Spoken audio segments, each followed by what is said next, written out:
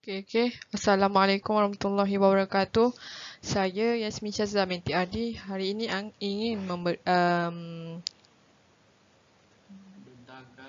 membentangkan mengenai pengajian am semester 1 tajuk konsep dan ciri negara berdaulat.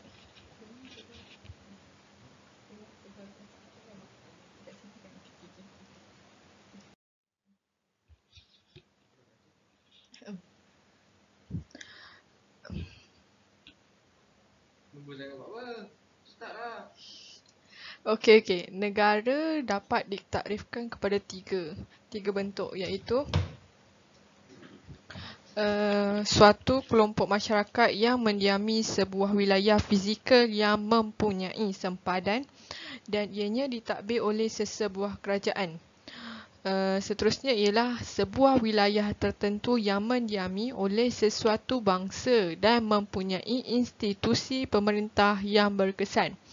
Yang ketiga pula, satu masyarakat atau komuniti yang mendiami sesebuah kawasan atau wilayah secara tetap dan diperintah oleh sesebuah kerajaan. Yang seterusnya ialah konsep negara berdaulat.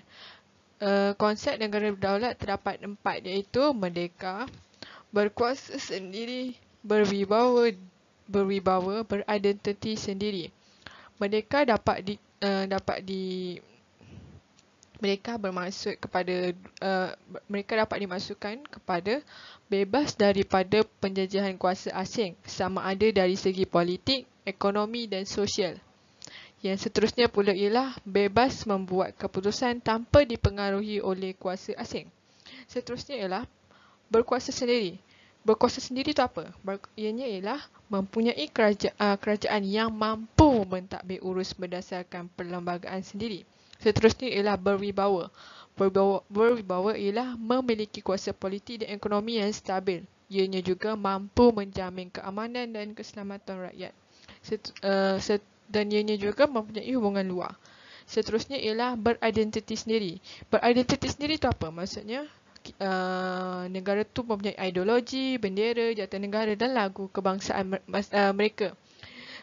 Mereka juga bersahabat dengan semua negara tanpa mengira ideologi.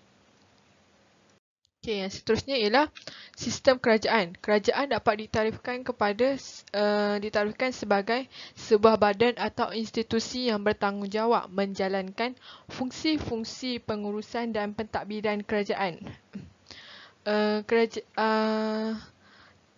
Tanggungjawab yang dilaksanakan oleh kerajaan terdapat 6, iaitu yang pertama, menentukan arah pentadbiran kerajaan. Yang kedua, menjaga ketertiban, law and order dan keamanan negara. Yang ketiga, mengusahakan kebajikan dan kesejahteraan rakyat. Yang keempat, mengeratkan perpaduan dan keharmonian.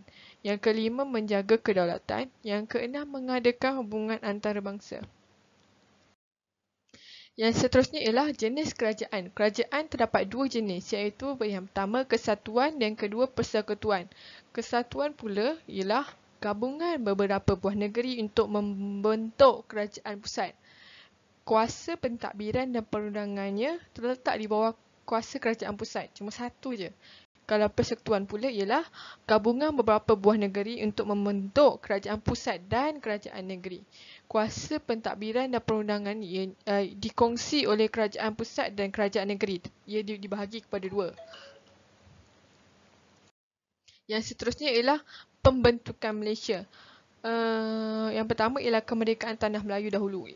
Secara ringkasnya, Tengku Abdul Rahman telah membentuk Parti Perikatan. Hal ini telah membuka mata British untuk membenarkan Tanah Melayu mentadbir sendiri negara mereka. Perpaduan antara 3 kaum utama iaitu Melayu, Cina dan India telah menghasilkan Perjanjian London yang ditandatangani pada 8 Februari 1956 dan seterusnya memerdekakan Tanah Melayu pada 31 Ogos 1957.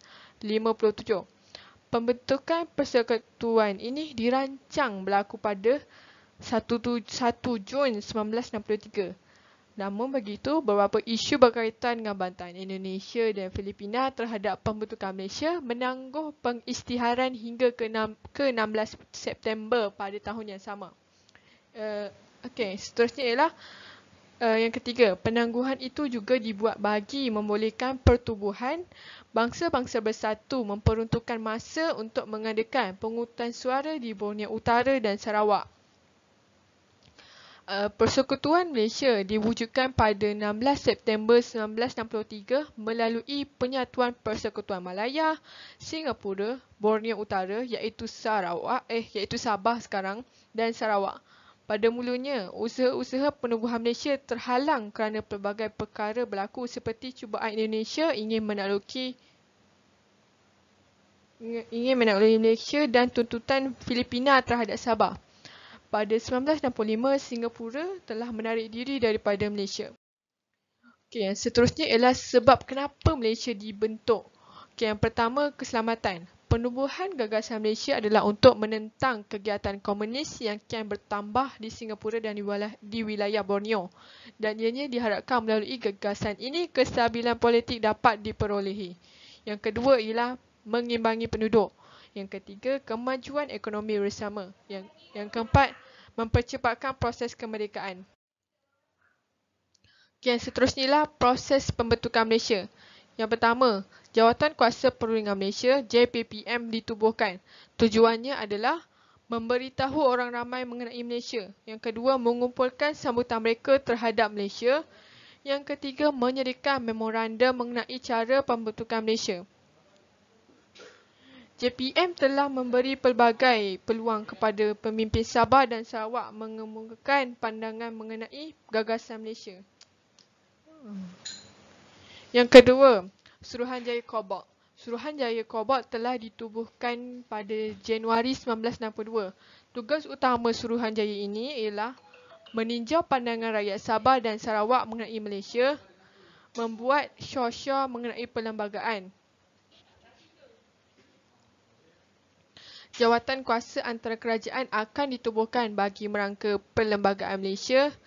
Laporan jawatan kuasa antara kerajaan seterusnya diluluskan oleh Parlimen Tanah Melayu dan menjadi Akta Malaysia 1963. Satu memorandum disusun semula dan dihantar kepada Suruhanjaya Kobok pada 23 Februari 1962. Kandungan memorandum ini ialah Perlembagaan Tanah Melayu 1957 menjadi asas Perlembagaan Malaysia. Kerajaan Persekutuan berkuasa dalam hubungan luar, pertahanan dan keselamatan. Agama Islam merupakan agama persekutuan, tetapi rakyat bukan Islam bebas beragama. Bahasa Melayu menjadi bahasa kebangsaan, tetapi bahasa lain masih boleh digunakan. Hak istimewa seperti hak orang Melayu diberikan kepada rakyat peribumi Sabah dan Sarawak. Sabah dan Sarawak berhak mengawal imigresen mereka sendiri. Perwakilan Parlimen berasaskan jumlah penduduk dan jumlah luas kawasan. Namun begitu, terdapat negara yang menentang gagasan Malaysia. Antara negara yang menentang gagasan Malaysia ialah Filipina. Ianya kerana Filipina menuntut hak ke atas Sabah bagi waris Sultan Sulu. Namun, akhirnya Filipina mengiktiraf Persekutuan Malaysia pada Jun 1966. Negara kedua yang menentang gagasan Malaysia ialah Indonesia. Indonesia mengumumkan dasar konfrontasi terhadap gagasan Malaysia. Kemudian, Indonesia bersetuju meminta Suruhanjaya Pertubuhan Bangsa-Bangsa Bersatu PBB bagi meninjau semula pandangan rakyat Sabah dan Sarawak mengenai Malaysia. Laporan PBB menunjukkan rakyat Sabah dan Sarawak menyokong Malaysia, tetapi Indonesia enggan mengakuinya. Tapi pada akhirnya, perjanjian damai ditandatangani di Jakarta pada 11 Ogos 1966.